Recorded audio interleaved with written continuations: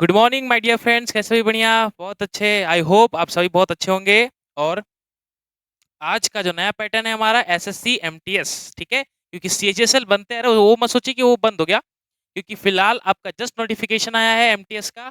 और एमटीएस के ऊपर जैसे कि first of all syllabus discuss करेंगे कि क्या आएगा क्या नहीं आता है। फिर हम इसका प्रैक्टिस सेट लाए हैं, क्योंकि प्रैक्टिस सेट करना इंपॉर्टेंट है। और आप जितने भी बच्चे हैं सभी बहुत जान रहे हैं अच्छे से कि एमटीएस में अब सेक्शन डिवाइड, क्योंकि पिछले साल से वैसा ही पैटर्न है। तो सेक्शन डिवाइड आपको पता चल रहा है कि मेरिट किसके हिसाब से बनने वाला है। ठीक है, तो मेरिट को समझ रहे हैं ना आप, बताने की जरूरत नहीं है, क्योंकि जो आप पढ़ रहे हैं हमारा जो इंग्लिश, और इंग्लिश पे बेसिस पे ही मेरिट बनेगा। ठीक है, तो पहले हम क्या करेंगे, जो बहुत बच्चे सिलेबस जानते हैं लेकिन कुछ जानकारी हम इन्फॉर्मेशन दे देते हैं कि जिससे कि जो बच्चे अनअवेयर हैं चीज के लिए वो समझ जाएंगे। फिर हम इंग्लिश का एमटीएस के हिसाब से, पैटर्न के हिसाब से उसका प्रैक्टिस सेट करेंगे। चले, ठीक है, चलिए सो लेट स्टार्ट। तो पहला है अब हमारा जो भी कि थोड़ा मोड़ा इंक्वायरी और इन्फॉर्मेशन रहेगा रिगार्डिंग दिस पेपर। ठीक है, तो आप सब जानते हैं कि एमटीएस में सबसे पहले होता था जो पेपर होता था, पेपर और उसके पैटर्न बहुत चेंजेबल है, क्योंकि पहले क्या होता था कि आपको पेपर देना था, प्लस कोई कोई पोस्ट के लिए, जैसे कि हवलदार पोस्ट के लिए फिजिकल एफिशिएंसी था, फिर उसके बाद पैड भी था, मेडिकल थे, फिर डिस्क्रिप्शन था, टाइपिंग था, मतलब कि बहुत सारे झंझट थे। बट ऑल इन वन बात करें तो ई एमटीएस एग्जाम अब ऐसा हो गया है कि आपको सिंपल खाली पेपर वन निकालना है और आपका जॉब आपके हाथ में। ठीक है, सीरियसली खाली आपको पेपर वन निकालना है। पेपर वन किस में है मैं बताऊंगा, किस में, अभी आगे देखिए वीडियो में। पेपर वन उस चीज में बस सिलेक्शन लीजिए कि आपके हाथ में नौकरी आएगा, खाली पेपर वन क्वालिफाई करना है, बस उससे ज्यादा कुछ नहीं। बट पोस्ट ऑफ द हवलदार ये थोड़ा सा डिफरेंट होता है। बात करें, देखिए तो बात तो अब सभी जान रहे हैं, लेकिन जस्ट 2023 में तो कोई अलग हुआ नहीं है, क्योंकि 2022 से जो चेंजेबल है अब तक चेंज ही रहेगा। तो बात करते हैं पेपर वन। पेपर वन में आपके दो सेशन रहते हैं, सेशन वन और सेशन टू, आपका सब जानते हैं। ठीक है, बट इनकी जानकारी ये है कि सेशन वन सेशन टू में क्या दिक्कत है। सेशन वन में जो आपका होता है मैथमेटिकल और रीजनिंग, 20-20 मार्क्स का ये होगा। इसका इंटू 3 करेंगे, मतलब एक क्वेश्चन आपका 3 मार्क्स कैरी चलेगा, मीन 60-60 मार्क्स होंगे। और आपको टोटल कितने मिलेंगे, 45 मिनट्स। क्लियर हुआ। मैथमेटिकल में 20 क्वेश्चन, रीजनिंग में 20 क्वेश्चन, तीनों होंगे आपके 3 मार्क्स के। एक क्वेश्चन पड़ेगा आपका, नेगेटिव मार्किंग सब में है। और उसके बाद 45 मिनट्स मिलेगा, जो कि session one first on the screen सबसे पहले आएगा। और जैसे ही 45 मिनट्स ओवर हो जाएगा, मतलब आपका पेपर बन जाएगा, आपने कट ऑफ अच्छे हिसाब से क्लियर कर लिया, उसके बाद सेशन टू में पहुंचेंगे। बट सेशन टू के पहले सेशन वन में कुछ डिस्कस कर ले। तो सेशन वन मैथमेटिकल ऑपरेशन है, रीजनिंग है, बट इसके अंदर नेगेटिव मार्किंग नहीं है। इसका मतलब क्या है कि ऑल इन वन आप क्वेश्चन अटेंड करके आइए। अगर 40 में से 40 क्वेश्चन आप अटेंड करके आइए, क्योंकि इसमें नेगेटिव मार्किंग है नहीं। और 40 में से आप कम से कम आपको क्वालिफाइंग नेचर लाना है, किसके हिसाब से कितना इसको क्वालिफाई करता है, क्योंकि पेपर सेशन वन जब तक चेक नहीं होगा या आउट ऑफ नहीं होगा, तब तक आपका सेशन टू कॉपी चेक नहीं होने वाला। ठीक है, तो इसको आप ध्यान दीजिएगा, इसको हल्के में नहीं लेना है। इसको मतलब कि ये मत सोचिए कि नेगेटिव मार्किंग नहीं है तो आराम से किसी तुक्का मार के आ जाएंगे। बट इसके अंदर कम से कम आप कट ऑफ क्लियर कर लेना है मैथमेटिक्स और रीजनिंग का क्वेश्चन अटेंड करके, तब आपके सेकंड सेशन टू में आइएगा। चलिए इसकी बात करते हैं। तो ये सीधी सीधी क्या बात होगी सर, ये सीधी सीधी बात हो गया, क्वालिफाइंग इन नेचर है। कैसा है, क्वालिफाइंग इन नेचर है। ठीक है, ऐसा है, क्वालिफाइंग इन नेचर है। तो ये तो क्वालिफाई हो गया दोस्तों। ठीक है,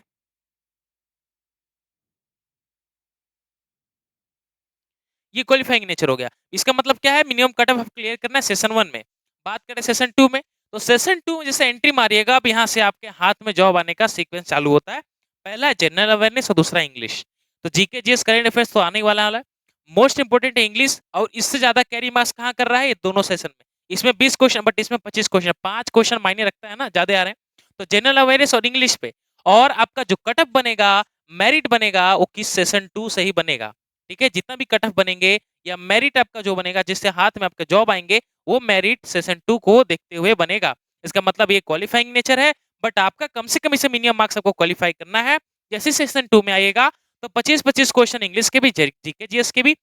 3 इंटू करेंगे तो 75 मार्क्स इसका भी हो जाएगा, और इसका भी 3 इंटू करेंगे तो 75 मार्क्स इसका भी हो जाएगा। इसका मतलब इसका 45 मिनट्स। और 45 मिनट्स कब मिलेंगे, जब सेशन वन आपका 45 मिनट्स ऑफ हो जाएगा, ऑटोमेटिकली आपका सेशन टू स्टार्ट हो जाएगा। तो उसके अंदर ही आपका क्वेश्चन बनाना है। तो आप यहाँ समझ पा रहे हैं कि ऑन द स्पॉट मेरिट कहाँ बनना है, सेशन टू से। और ध्यान कहाँ देना है, दोनों में। यानी कि सेशन टू में ध्यान देना है, सेशन वन में ध्यान देना है, लेकिन उतना नहीं जितना कि सेशन टू में। ठीक है, इसमें बस आपको कुछ जितना मैथमेटिकल ऑपरेशन पढ़े हैं उतना करके आइए, और सेशन टू में अच्छा मार्क्स लाइए। ठीक है, तो यही है आपका फ्यूचर सेटल करने के लिए सेशन 2 और इंपॉर्टेंट क्या हो गया आपका इंग्लिश और जीके जीएस। ठीक है, समझ में आया पैटर्न क्या हुआ। अब चलते हैं कि हमारा जो इंग्लिश का सिलेबस रहेगा इसके अंदर, क्योंकि आप समझ पा रहे हैं कि मेरिट उसी से बनना है और जीके जीएस, बट जो मैं इंग्लिश पढ़ाना चाहता हूँ इंग्लिश के हिसाब से बोलूंगा। तो सिलेबस क्या है कि कितना कौन सा लेसन कितना मार्क्स कैरी करेगा वो देख लेते हैं एक बार। तो देखिए, पहला है आपका रीडिंग कॉम्प्रिहेंशन। ये तो ऑलवेज फिक्स रहता है, यही एग्जाम में नहीं अदर एग्जाम में भी कॉम्पो जो हो रहा है बहुत ही फिक्स कर दिया जा रहा है, क्योंकि इसमें जो कंपटीशन बहुत टफ हो रहा है कि इसके अंदर द हिंदू बहुत सारे आर्टिकल से उठा लिया जाता है। अनसीन पैसेज होता है, जो बोलते हैं ना अनसीन पैसेज, से ही होता है। मतलब इसमें आपको पता ही नहीं चलेगा कि कैसा पैसेज है, कौन सा क्या लड़ाना है, बस आईक्यू लेवल आपका अच्छा होना चाहिए, कॉमन सेंस आपको यूज करना है, कुछ ग्रामेटिकल पैटर्न यूज करना है, उसके हिसाब से आपका रीडिंग कॉम्प्रिहेंशन बन जाता है। ये अब इसको रट्टा मार के नहीं बनने वाला, ठीक है। तो रीडिंग कॉम्प्रिहेंशन 5 मार्क्स कंपलसरी है, और चाहे तो क्वेश्चन के पहले दे देगा या तो क्वेश्चन के बाद में देगा। बात करते हैं सेकंड। सेकंड है फिल इन द ब्लैंक्स। तो फिल इन द ब्लैंक्स वो नहीं, ना इधर नॉर ये समझ छोटा छोटा पेयर वेयर नहीं। फिल इन द ब्लैंक्स का मतलब है कि आपके ग्रामेटिकल ऑपरेशन में से सारा से पूछ सकता है। अगर टेंस से भी क्वेश्चन आ जाएगा। प्रीपोजिशन शायद इंपॉर्टेंट दे सकते हैं, क्योंकि प्रीपोजिशन में फिक्स प्रीपोजिशन ज्यादा होता है, जो बच्चे इसमें नहीं पढ़ पाते हैं, क्योंकि जो एनडी की तैयारी कर उनका पूरा क्लियर होता है, बट फिक्स प्रीपोजिशन में आपको थोड़ा ध्यान देना पड़ेगा। तो 2-3 कम से कम इसमें आपके क्वेश्चन रहेंगे fix fill in the blanks में। अब कहीं से पूछ सकता है, कंजक्शन पूछ लेगा, सब्जेक्ट वर्ब एग्रीमेंट से पूछ सकता है, एडवर्ब से, प्रोनाउन से, नाउन से, कहीं से पूछ सकता है, ठीक है। इसमें थोड़ा प्रिपेयर। थर्ड है आपका इडियम और फ्रेजेस। इडियम्स एंड फ्रेजेस क्या है, ये भी 2-3 क्वेश्चन कंपेयर करेंगे। इसके अंदर क्या होगा, आपका मुहावरे जो कहावतें होते हैं, कम से कम 2-3 क्वेश्चन के लिए आपको मिनिमम 150 से 200 से आपको याद करना ही करना है, नहीं तो इसके अंदर मिलेगा ही नहीं। चौथा भी है वोकैबुलरी, जिसको बोलते हैं वन वर्ड सब्स्टिट्यूशन। इसमें भी 2 या 3 क्वेश्चन है, इसके अंदर भी आपको अप्लाई करना है। मतलब कि 200 से 300 आपके माइंड में होना चाहिए चीज। 200 से 300 बोल रहा हूँ, तभी ये क्वेश्चन लड़ पाएंगे, 1-2 से याद नहीं होने वाला है। स्पेलिंग एरर, ये सब जानते हैं, स्पेलिंग एरर तो आता ही आता है। मिस्टेकेबल, स्पॉटिंग एरर समझ सकते हैं, 1 से 2 क्वेश्चन। एरर स्पॉटिंग, एरर कर लीजिएगा, एरर स्पॉटिंग जो कि इंपॉर्टेंट है, क्योंकि ये एरर स्पॉटिंग सारे लेसन में, सारे एग्जाम में इतना पूछा जा रहा है, क्योंकि बच्चे एलिमिनेशन वहीं से होते हैं, उसमें फाइंड करना थोड़ा सा डिफिकल्ट टास्क होता है, ठीक है। बट ये 2-3 इसका थोड़ा है। Sentence correction, P Q R S समझ लो, या तो सेंटेंस उलट फेल के देगा उसको चेंज करना है, तो पी क्यू आर एस समझ सकते हैं, 1-2 को रहेगा।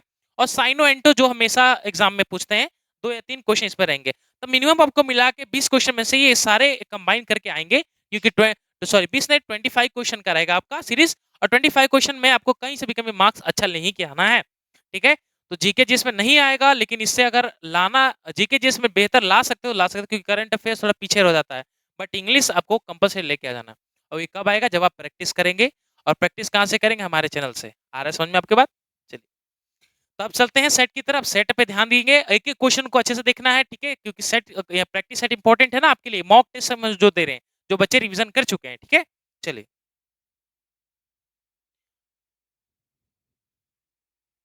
आपको मैं टाइम दूंगा बनाने का, ठीक है, उसके बाद फिर हम बनाएंगे इसको, ठीक है। चलिए, पहले तो शायद ऑप्शन है फिल इन द ब्लैंक्स पे ही है, कम से कम 1, 2, 3, 4 4 क्वेश्चन आपके फिल इन द ब्लैंक्स, उसको फटाफट बनाइए, फिर इसका एक्सप्लेनेशन करते हैं।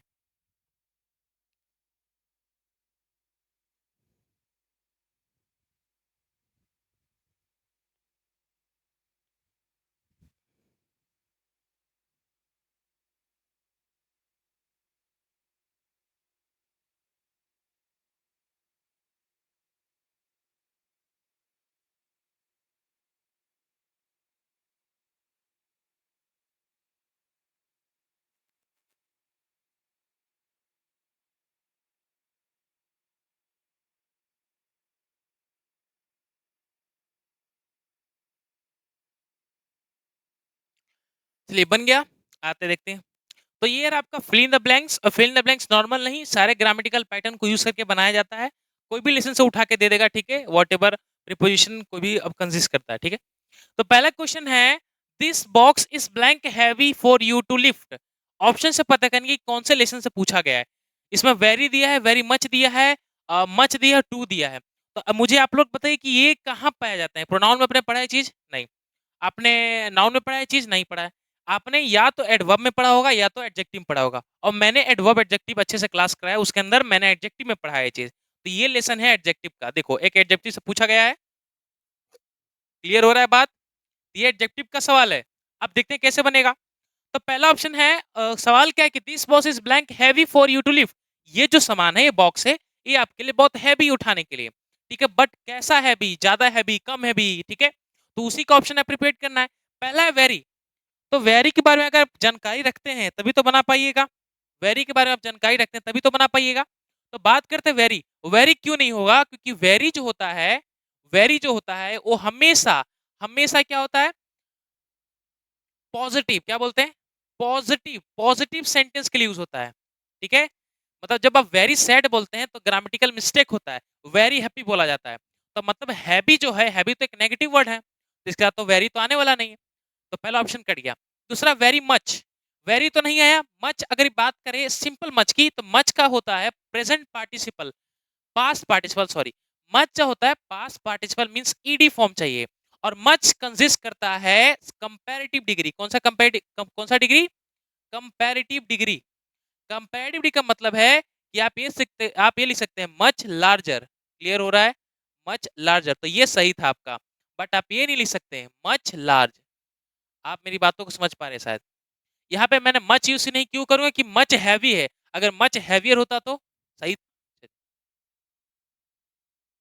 तो पहला ऑप्शन कट गया, पहला ऑप्शन कट गया, और दूसरा ऑप्शन भी हमारा कट गया। दूसरा ऑप्शन कैसे कटा, समझ पा रहे हैं, मच जो होता है कंपैरेटिव यूज होता है, जो कि हम यूज नहीं करते, तो यहाँ पे भी तो मच है, इसको भी काट दीजिए, बचा ऑप्शन नंबर डी, टू। अब टू मैं जानता हूँ कि टू हमेशा हमेशा नेगेटिव वर्ड के लिए आते हैं, इसलिए हमेशा आपने देखा टू सैड, ठीक है, टू ग्लैड, ग्लैड नहीं होता, वेरी ग्लैड बोल सकते हैं, या सैड की जगह पे आप बोल दीजिए टू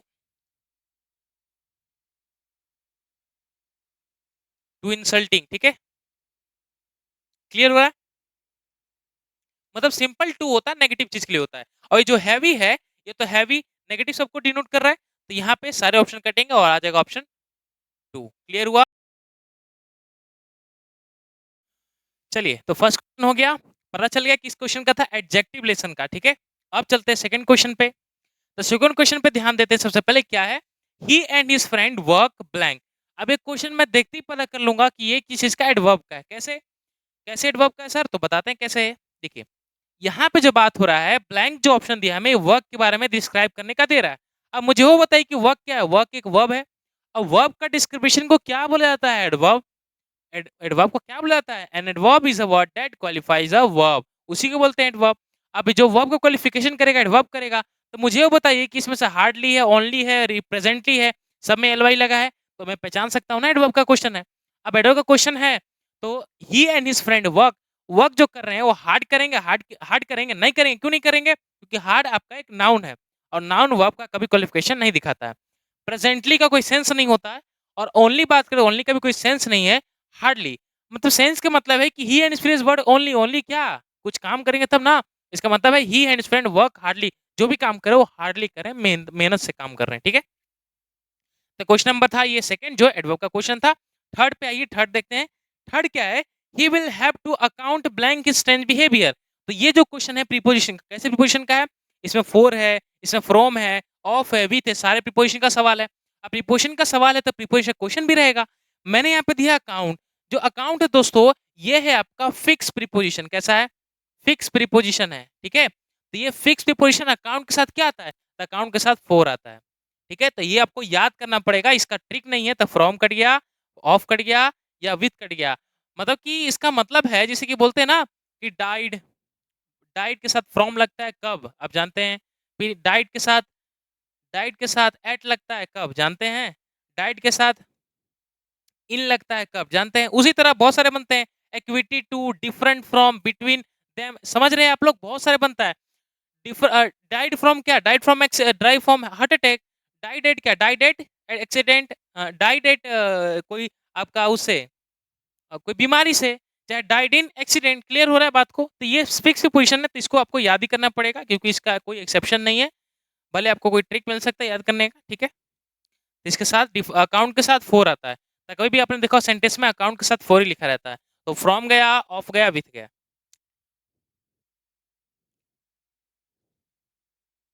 चलिए, नेक्स्ट है फोर, फोर क्या है, distribute this oranges blank the children, क्या है, distribute this oranges blank the children, तो ये भी क्वेश्चन है आपका प्रीपोजिशन का, कैसे, अमोंग है, ऑफ है, बिटवीन है, इन है। अब बात करें तो डिस्ट्रीब्यूट दिस ऑरेंजेस, इस ऑरेंजेस को बांटना है किसके बीच में, चिल्ड्रन के बीच में। तो मुझे बताइए कि यहाँ पे बिटवीन नहीं आएगा, क्यों नहीं आएगा, क्योंकि बिटवीन दो के लिए आता है, तो दो तो लोग हैं नहीं, यहाँ पे बहुत सारे बच्चे हैं, इन आ नहीं सकता क्योंकि बच्चे के अंदर थोड़ी बांटना है, बच्चे में बांटना है। ऑफ बात करें तो का बच्चे का नहीं, जैसे कि बात करें distribute this orange of the children, नहीं, ऑफ द चिल्ड्रन नहीं, अमोंग द चिल्ड्रन, बच्चों के बीच में बांटिए, चाहे बच्चों को बांट दीजिए, ठीक है, क्लियर बात समझ में आ रहा है। अमोंग मतलब उनके बच्चों में बांटना है, ठीक है, ठीक है, बच्चों के नहीं, ठीक है, तो ना इन कटेगा, ना इन रहेगा, ना बिटवीन, ना ऑफ, बच गया ऑप्शन नंबर अमोंग। तो कभी भी आप जब बांटने की प्रक्रिया दिखाएं बहुत सारे लोगों में, तो वहां पे अमोंग लगाइए, या दो की बात करें तो हम बिटवीन लगाइए, ठीक है।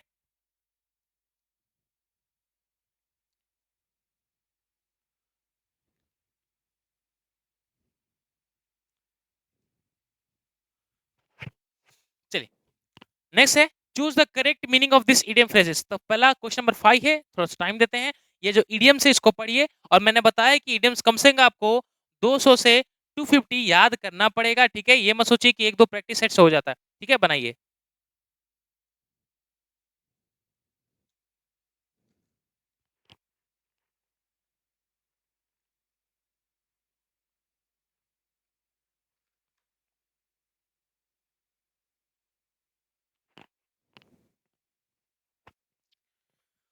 चलिए बन गया, देखते हैं कितने बच्चे ने बनाया। चलिए, तो ये जो है आपका question, an axe to grind, I think बहुत लोग पढ़े हैं, अगर इतना, अगर उनके माइंड में इतना याद है वोकैबुलरी, चाहे इडियम्स, तो शायद बना लिए होंगे, क्योंकि ए अल्फाबेट से स्टार्ट है, तो आई थिंक शुरुआत में आता है।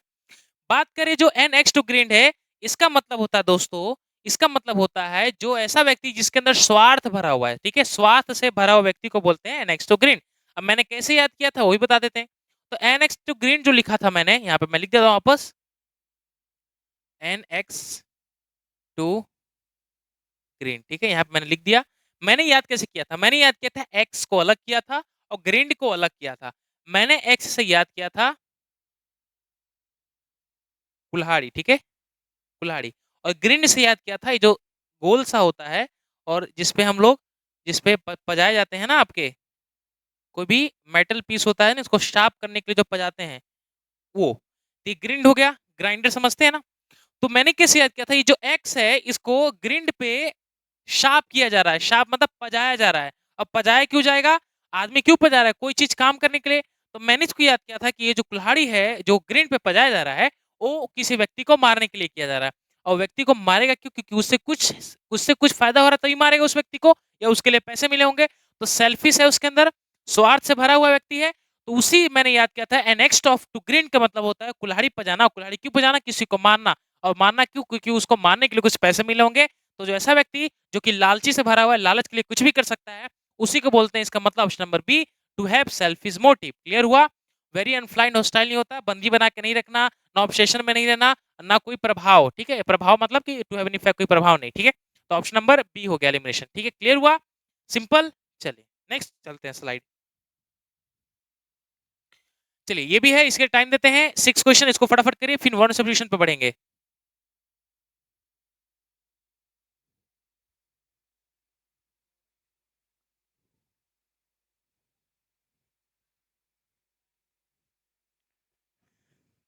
ये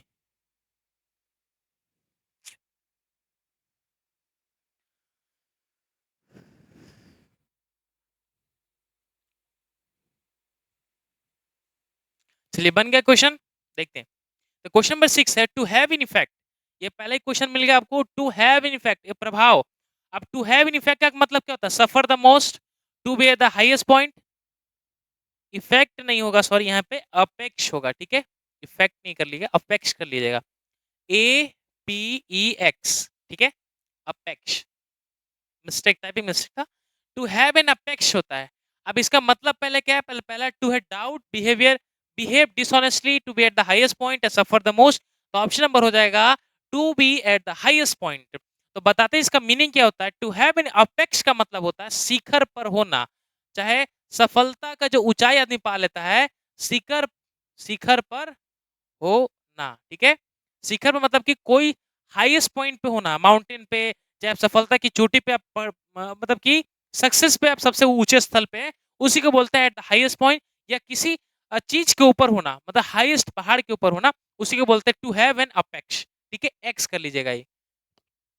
ठीक है, इसका मतलब क्या हो गया, शिखर पर होना, ऊंचा स्थल पर होना, उसी को बोलते हैं टू हैव एन इफेक्ट।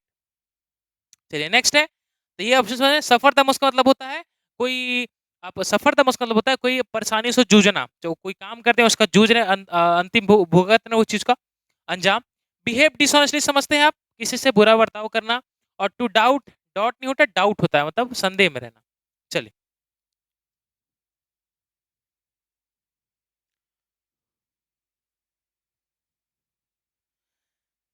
चलिए, यही सारा वोकेबलरी है क्वेश्चन नंबर 7, 8, 9 और 10। ये 10 क्वेश्चन है, 4 क्वेश्चन जो भी वन वर्ड सब्स्टिट्यूशन है, इसके बारे में फटाफट बनाइए, आगे करते हैं।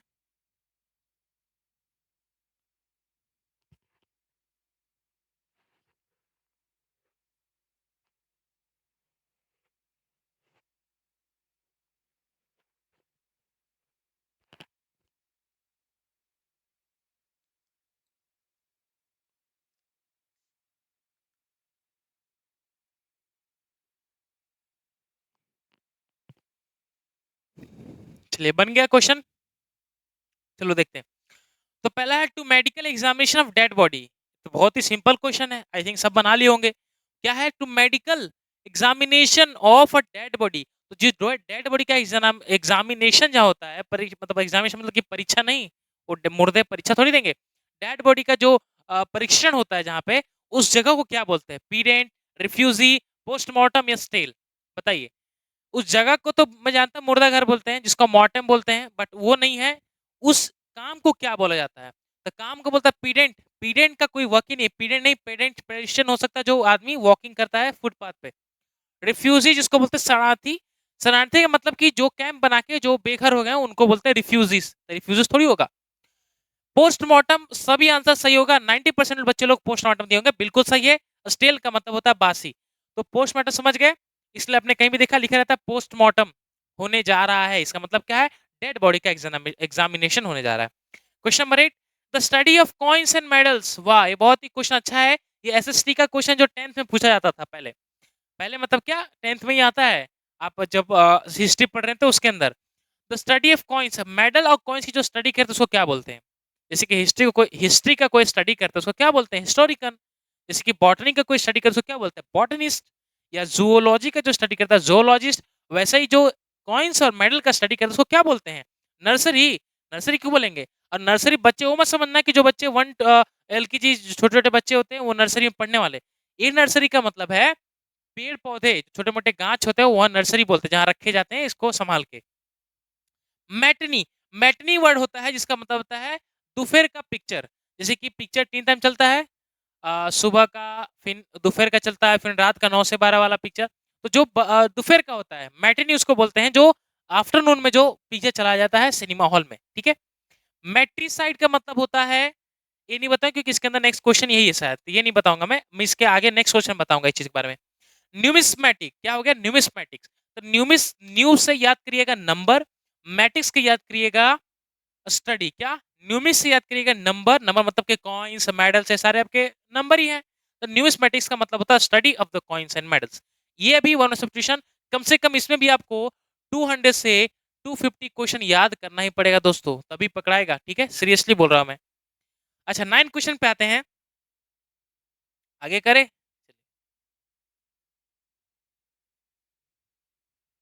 तो 9 क्वेश्चन पे समझाते हैं, मैंने बोला कि इसको थोड़ा वेट करिए, आगे देखते हैं क्या होता है। तो पहला है मर्डर ऑफ वंस मदर। क्या, कि मर्डरर ऑफ वंस मदर, जो अपनी अपनी मातृ हृदय चाहे अपने जननी को जो मारता है उसको क्या बोला जाता है, फैट्रिसाइड, इन्फेंटिसाइड, मैट्रिसाइड या जीनोसाइड। बताइए, 4 ऑप्शन आपके पास।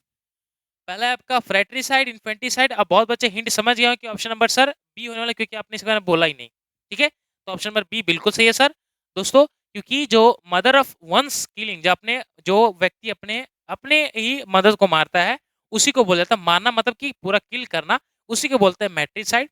और ये सारे मीनिंग बता देता हूँ। पहला आपका जो फ्रेट्रिसाइड है, क्यों नहीं होगा, फ्रेट्रिसाइड का मतलब होता है अपने सगे भाई बहन की हत्या करना। ठीक है, उसको बोलते हैं फ्रेट्रिसाइड। इन्फेंटिसाइड समझ रहे हैं, छोटे बच्चे, शिशु, या जाइगोट या बोलते हैं इन्फेंट को बोलते हैं ना, जो बच्चा छोटा रहता है 8 से कुछ महीने के लिए रहता है उसको इन्फेंट बोला जाता है। फिर जाइगोट उससे पहले बोला जाता है, फिर आगे ब्लास्फेमी धीरे-धीरे एक बेबी होता है, किड होता है, चाइल्ड होता है, एडोलसेंट होता है। क्लियर हो रहा है? तो ज़ाइगोट इन्फेंटिसाइड का मतलब होता है बच्चे पेट में रहते ही मार देना। उसी को बोलते हैं इन्फेंटिसाइड और ये इल्लीगल बंद है हमारे पूरा हिंदुस्तान में, ठीक है? आप बिना विदाउट सेक्स डिटरमिनेशन आप पता नहीं कर सकते, ठीक है? नहीं तो बच्चों को जैसे कि बहुत पहले क्या होता था कि लड़की होती थी और पेट में ही मार दिया जाता था, अबॉर्ट अबॉर्ट करा दिया जाता था, ठीक है? अब नहीं होता ये, कानूनी जुर्म है। डी ऑप्शन जीनोसाइड क्यों नहीं? जीनोसाइड का मतलब जाति संहार, जाति से मतलब कि एक होल रेस के बारे में जो कत्ल चालू हो जाए ना, जैसे दंगा फसाद, बहुत सारे लोग मारे जाते हैं उसके अंदर, उसी को बोलते हैं जीनोसाइड। अब मारे जाते हैं तो ये एक व्यक्ति थोड़ी होता है, ये कोई और उसको मार रहा है, कोई इसको मार रहा है, ठीक है? चलिए नेक्स्ट है words written on a tombstone. तो टॉमस्टोन बहुत बच्चे नहीं समझ पा रहे तो बता देते हैं, लिखा हुआ किस पे? टॉमस्टोन। टॉमस्टोन आप यहाँ नहीं समझ पा रहे हैं, बट फॉरेन में चीज को बोला जाता है टॉमस्टोन, मतलब होता है समाधि लेख।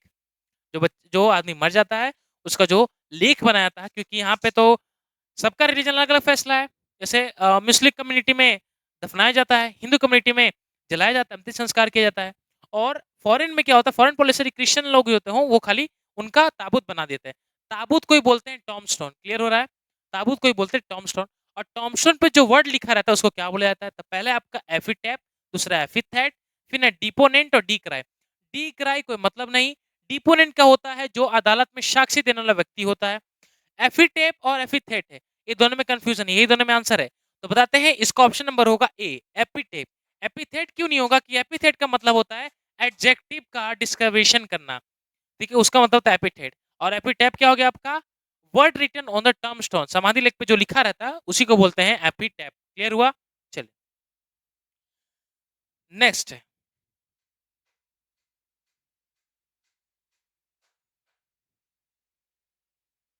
नेक्स्ट आपका choose the word that means the synonyms as a given word.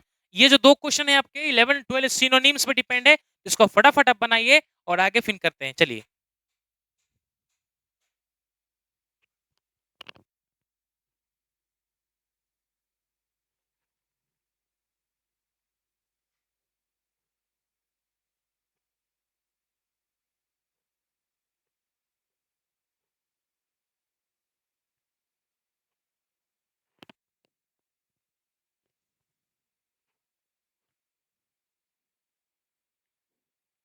चलिए बन गया, देखते हैं।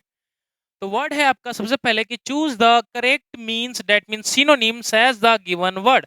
इसका मतलब है इसमें से आपको सिनोनिम्स चूज करना है जो कि गिवन वर्ड में से एक होगा। अब बात करते हैं तो वर्ड क्या है? तो वर्ड है नेब्यूलस। क्या है? नेब्यूलस। सेकंड वर्ड क्या है? नेक्सस। तो नेब्यूलस का मतलब क्या होता है पहले वो तो जानेंगे। और ये भी आपका वोकैबुलरी सेक्शन है, इसमें भी कम से कम सिनोनिम्स और एंटोनिम्स से कम आपको 300 याद करने हैं। कितने? 300। और रेगुलर प्रैक्टिस से हो जाएगा, ऐसा बात नहीं कि नहीं होगा, ठीक है?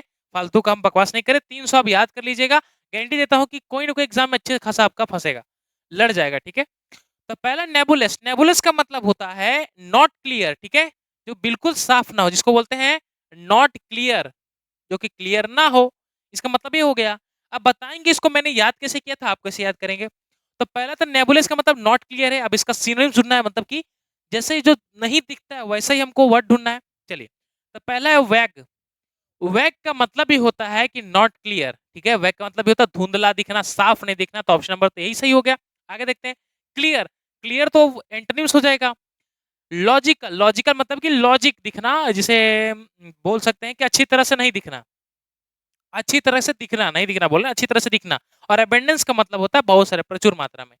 तो ये तो दो गए, और बी गया, डी गया, सी गया, ऑप्शन नंबर ए हुआ। वैक का मतलब होता है साफ साफ नहीं दिखना। और मैंने याद कैसे किया था? नेबुलस से मैंने याद किया था नींबू का रस। कैसा? नींबू का रस। नींबू का रस कैसा होता है? अनक्लियर होता है, नहीं दिखता है ढंग से, उसी को बोलते हैं नेबुलस। याद हो जाएगा, नेबुलस से याद करेगा नींबू का रस। नींबू का रस कैसा है? अनक्लियर है, जो नहीं दिखता है, उसी को बोलते हैं नेबुलस। अब अनक्लियर बहुत सारे वर्ड बनते हैं, आपका वैग हो गया, याद कर लीजिए। Not clear most of the word में लिखा रहेगा, बाकी तो सिंपल समझ पा रहे हैं, ठीक है? चलिए क्वेश्चन नंबर 12 है नेक्सस। क्या है नेक्सस? तो नेक्सस एक वर्ड है, इसका मतलब होता है, ये कंपनी कार की भी है, आपने देखा होगा नेक्सस। नेक्सस एक कार के पीछे लिखा रहता है, ठीक है? नेक्सस, ठीक है? इसका मतलब क्या होता है? ये जो यही याद करना था, क्या क्या था?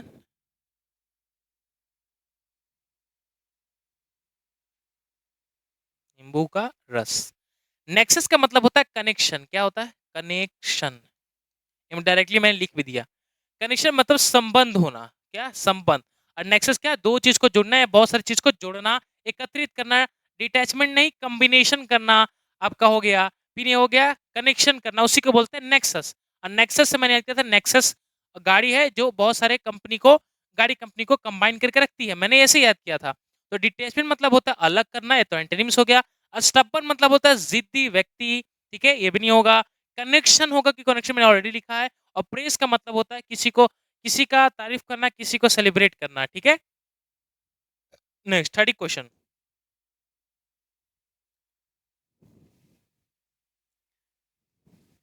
चलिए, ये है ऑपोजिट, ये है एंटोनिम्स। बनाइए फटाफट 13 क्वेश्चन 14 क्वेश्चन। चलिए,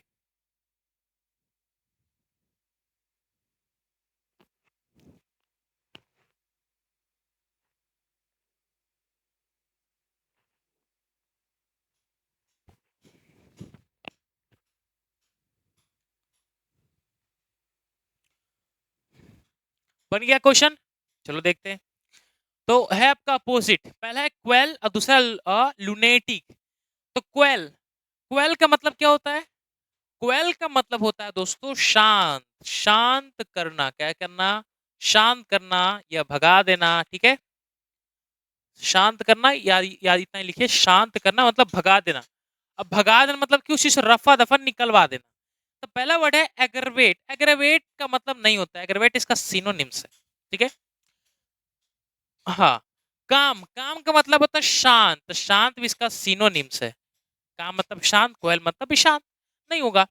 एक्सटिंग्विश और स्पेंडिंग, स्पेंडिंग का कोई मतलब, स्पेंडिंग मतलब खर्चा करना, तो इसका मतलब ही नहीं होता है, कोई सेंस ही नहीं इसका। बच गया आपका एक्शन गिस। एक्शन गिस का मतलब समझ पाते हैं? एक्शन गिस का मतलब होता है, आपने एक्शन गीजर देखा है, फायर एक्शन गीजर, जो कि लाल वाला डब्बा होता है, उसके अंदर जो सॉलिड CO2 होता है, कोई आग लेने पर फायर आउट कर देता है, बुझा देता है, उसी का मतलब होता है एक्शन गीज। और एक्शन गिस मतलब क्या कर रहा है? वो चीज को रफा दफा सफाया कर दे रहा है, उसी का मतलब हो गया तो क्वेल। तो आंसर हो गया बी, एक्शन गीस, ठीक है। तो क्वेल का मतलब होता है शांत करना। मैंने कैसे याद किया था कि जो मच्छर मारने कॉइल होता है, कॉइल समझ रहे हो, अगरबत्ती, वो क्या करता है? मच्छर को शांत कर देता है, खात्मा कर देता है।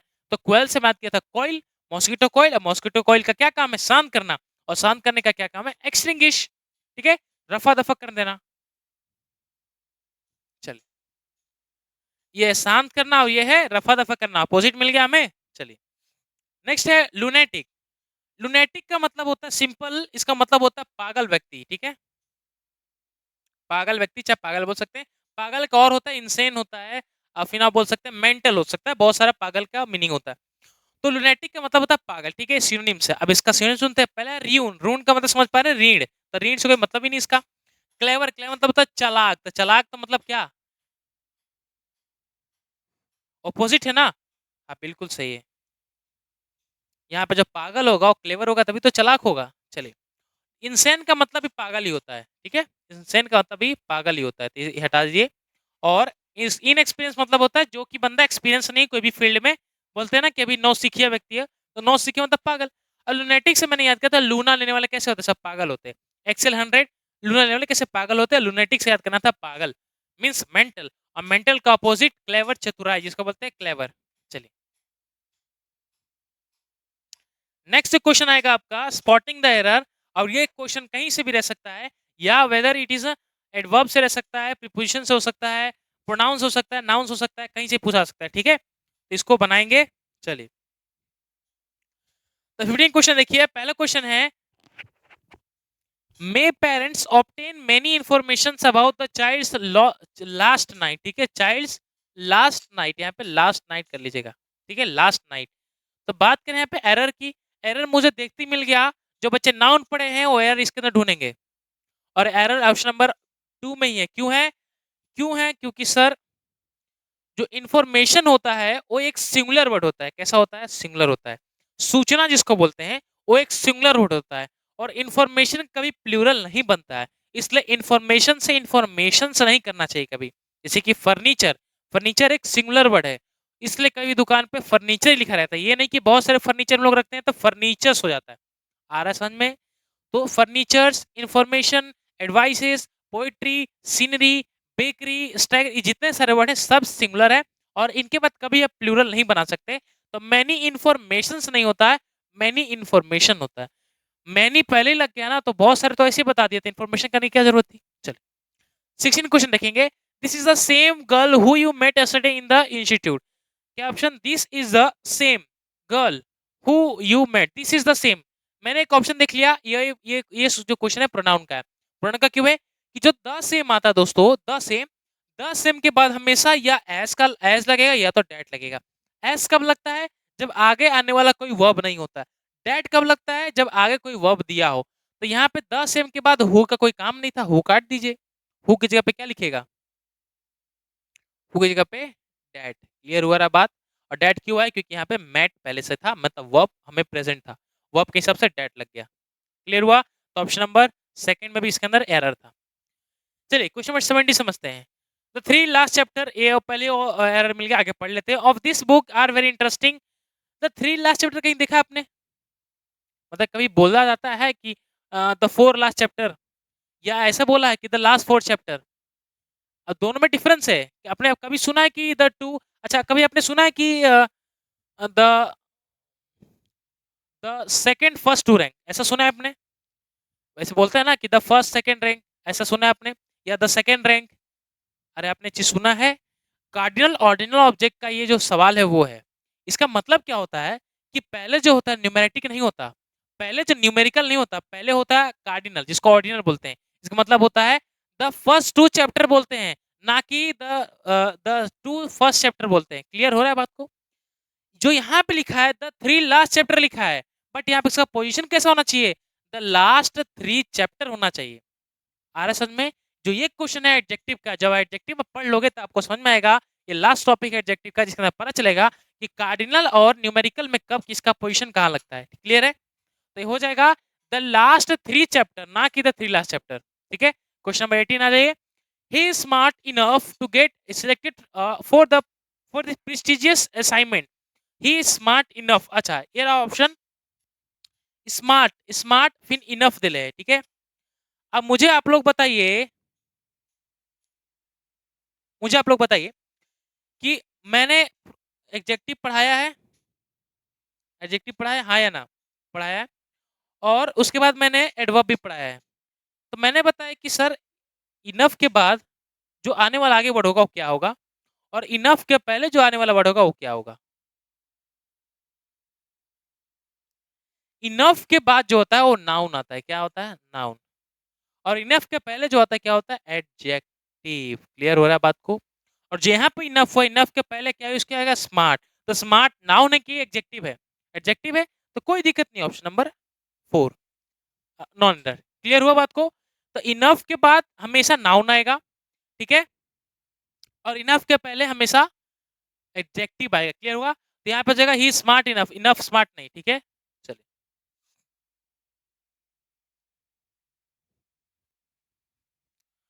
नेक्स्ट है चूज द नरेशन। क्या है? चूज द नरेशन, नरेशन को चूज करना। चलिए चूज करते हैं इसको, बनाइए टाइम।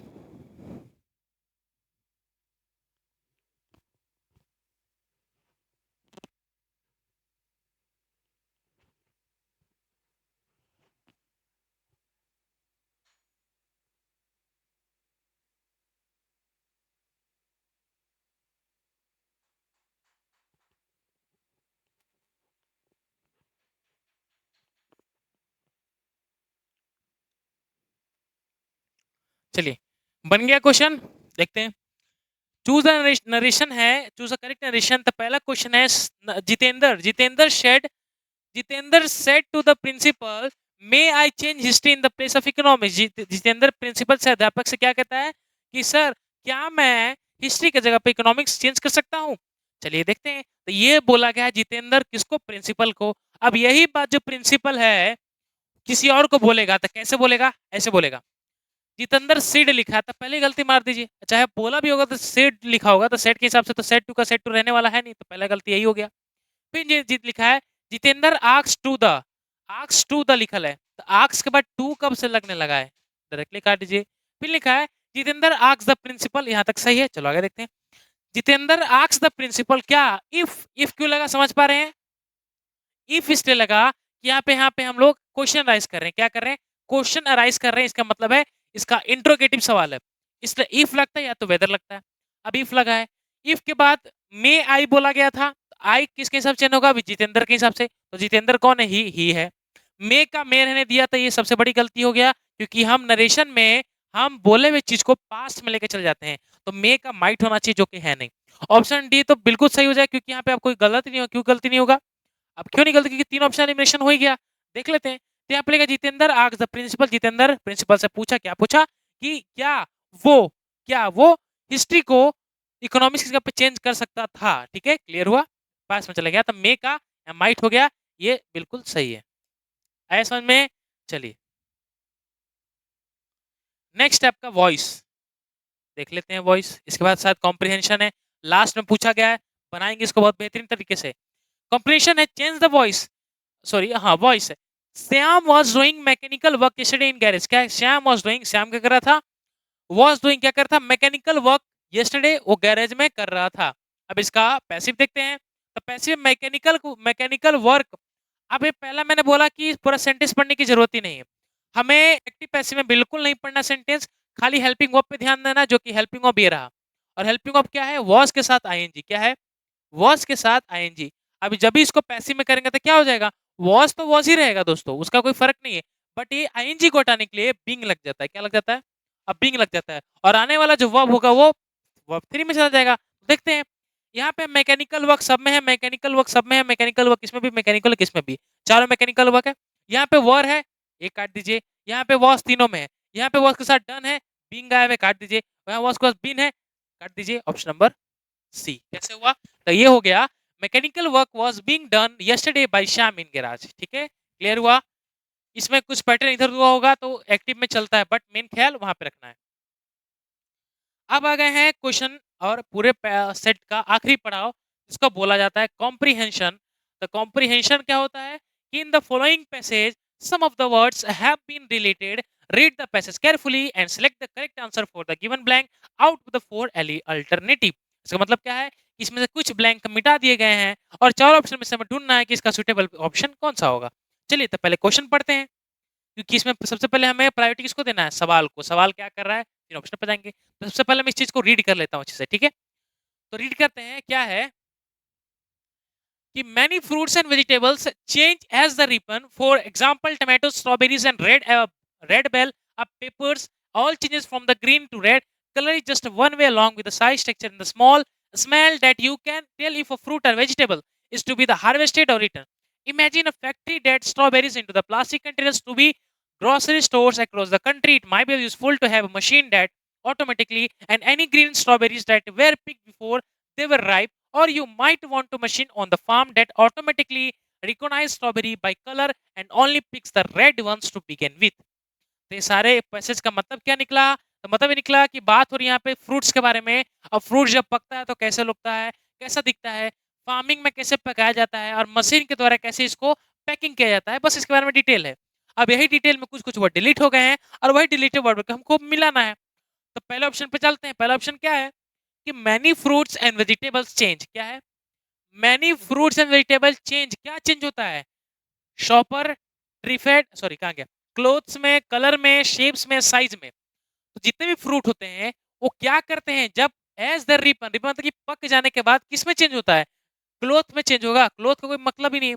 कलर में चेंज होगा जी, पकेगा तो कलर ही तो चेंज होगा, लाल से पीला हो जाएगा, पीला से हरा हो जाएगा। और शेप तो होगा नहीं, शेप तो पहले ही रहेगा, आम तो आम वैसे ही रहता है। बट क्या होता है? साइज में बड़ा होता है। तो साइज भी डिपेंड नहीं है, यहाँ पे पकने की बात हो रही है। रिपन, तो रिपन के हिसाब से कलर चेंज होगा ना, तो पहला ऑप्शन हमारे क्या? कलर आ गया। समझ पा रहे क्वेश्चन कितना इजी है? कोई हार्ड नहीं, बस आना इधर दोनों बीच में वर्ड पकड़ के चलना है हमें। रिपन हो गया। चलिए, for example tomatoes and strawberries and red bell peppers are change from green to red. कोई दिक्कत नहीं, ग्रीन टू रेड होता है। Colour is just one way along with the size, texture and smell that you can tell if a fruit or vegetables is to be harvested or eaten. Harvested मतलब कि उसका जमा होने के बाद, पक जाने के बाद फसल निकालना, और ईटन। तो देखते हैं रिपीट क्या है। तो शॉबर, ट्रिफेड, रेडी और स्टेडी। तो मुझे बताइए कि सारी चीज है जो टेक्सचर, स्मेल और सब बन जाते हैं, उसके बाद हमें क्या किया जाता है? वो जो फल रेडी हो गया ना, सोबर तो कोई वर्ड नहीं, ट्रिपेड कोई वर्ड मतलब कि मतलब नहीं, स्टेडी कोई तुरंत, और रेडी का मतलब होता है तुरंत रेडी हो जाना, तैयार हो गया ना, हार्वेस्टेड के लिए तैयार हो गया, तो यहाँ पे हो जाएगा रेडी। अरे जितने वेजिटेबल्स हो गए आपके, फ्रूट्स हो गए, जब पकने के बाद तैयार हो जाएंगे तभी तो आगे फसल या खाने के लिए जाएंगे, रेडी टू बी हार्वेस्टेड और रिटर्न। ठीक है। Imagine a factory that, imagine a factory, क्या है, इमेजिन अ फैक्ट्री डेट क्या है, स्ट्रॉबेरीज इनटू प्लास्टिक कंटेनर्स, अच्छा plastic containers, imagine that factory. Option number 3 में चूज करना है, select the breaks, taps, packs और हॉल्ट। सिंपल है, पैक्स। क्यों पैक्स होगा, कि जैसे कि कहा गया, imagine factory that packs strawberry into the plastic container, तो प्लास्टिक कंटेनर में पैक किया जाएगा ना, पैकिंग होगा ना, ब्रेक तोड़ा थोड़ी जाएगा, टेप थोड़ी लगाया जाएगा, हॉल्ट थोड़ी होगा, पैक किया जाएगा, पैकिंग किया जाएगा, तो पैक हो गया आपका आंसर। फिर जाते हैं, इसके अंदर क्या हो जाएगा आपका, पैकिंग। ठीक है, पैक्स बोल सकते हैं, पैक, वो पैक नहीं, पैक, ये वो into the plastic container to be blank to the grocery stores across the country, फिर across the country में जाता है, उसके लिए लेते हैं shipped off, managed off, shooted off, accounted off। तो मैनेज थोड़ी किया जाता है, शूटेड थोड़ी किया जाता है, शूट मतलब कि सजाना है बोल सकते हैं, अकाउंटेड थोड़ी, शिफ्ट। अब एक जगह से दूसरे का जाएगा तो शिफ्ट होगा ना, डिलीवरी होगा, पकने के बाद पैकिंग हो गया, पैकिंग के बाद क्या होगा, डिलीवरी होगा, तो शिफ्ट ऑफ आएगा। ठीक है, तो यहाँ पे ऑप्शन हो गया हमारा शिफ्ट ऑफ, क्योंकि जब भी आप कुछ चीज से किसी से मंगाते हैं तो उसमें क्या लिखता है कि your order has been shipped, और फिर next day will be delivered to your address. Shipped any green strawberries in that were picked before, sorry 4 में ना, एक मिनट गलती हो गई यहाँ पे शिफ्ट ऑफ नहीं लिखेंगे, शिफ्ट ऑफ यहाँ पे लिखेंगे। ठीक है,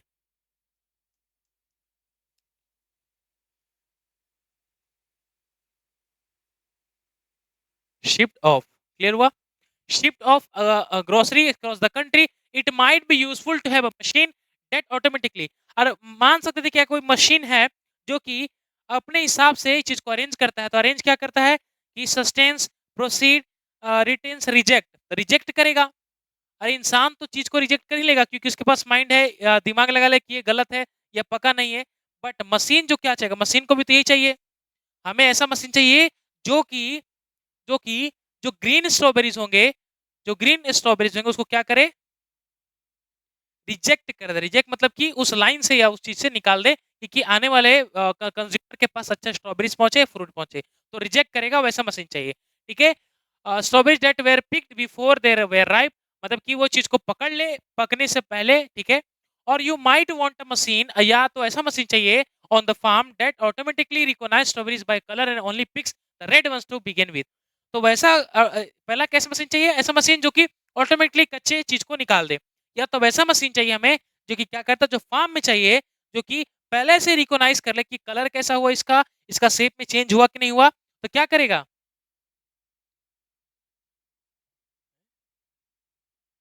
सूटेड, शिफ्ट, 5 क्वेश्चन हो गए ना, एक मिनट, 3 तो 5, पांचवा ही था ना, हाँ लास्ट हो गया। ठीक है, तो क्या करेगा, वैसा मशीन चाहिए ऑटोमेटिकली जो कि पकने से पहले ही रिकॉग्नाइज कर ले कि कितने दिन में पकेगा, कितने दिन में निकाला जाएगा। क्लियर हुआ, तो ऑप्शन नंबर ये था, जो कि इजिली बना चुके हम लोग इस चीज को, कोई हार्ड नहीं था, कोई मिडल भी नहीं बोल सकते हैं, तो सेंस ऑफ ह्यूमर था, और बोल सकते हैं आईक्यू लेवल हल्का मुल्का की चेंजिंग में क्या होता है, कलर। तो पहले आप एग्जाम में क्या करिएगा, कॉम्प्रिहेंशन को रीड कर लीजिएगा, क्योंकि थोड़ा मोड़ा पैटर्न आपको याद आ जाएगा, फिर उसके बाद with the help of option के हिसाब से आप छाटना स्टार्ट करिए, तो बहुत ईजी तरीके से बन जाएगा। ठीक है, क्लियर हुआ, चलिए। तो ये इधर जो आपका पूरा 4 पीडीएफ में हमने आपका पूरा प्रैक्टिस लिया था। ठीक है, जिसके अंदर मैंने जिसके अंदर मैंने बहुत सारे आपको कराए। ठीक है, बहुत सारे आपको कराए, जैसे कि आपका वोकैबुलरी सेक्शन हो गया, फिर आपके स्पॉटिंग एरर हो गए, कॉम्प्रिहेंशन भी करा दिया, सिलेबस डिस्कशन भी हो गया कि बहुत बच्चे अनअवेयर थे, तो जो अवेयर हो जाएंगे इस चीज के लिए। ठीक है, तो आपका पूरा जो सेट कंप्लीट होता है, और इस चीज को बढ़िया से प्रैक्टिस कर लीजिएगा, और मेन इंपॉर्टेंट क्या है कि वोकैबुलरी सेक्शन को आप नोट कर लीजिएगा अपने, क्योंकि वोकैबुलरी एक एक चीज इंपॉर्टेंट है, ऐसा ऐसे याद होते जाएगा। ठीक है, और नेक्स्ट प्रैक्टिस सेट आपके लिए अगला दिन लेके आएंगे। ठीक है, तब तक के लिए चलते हैं, और ऐसे ही मुस्कुराते रहिए, हंसते रहिए, और सभी को जय हिंद।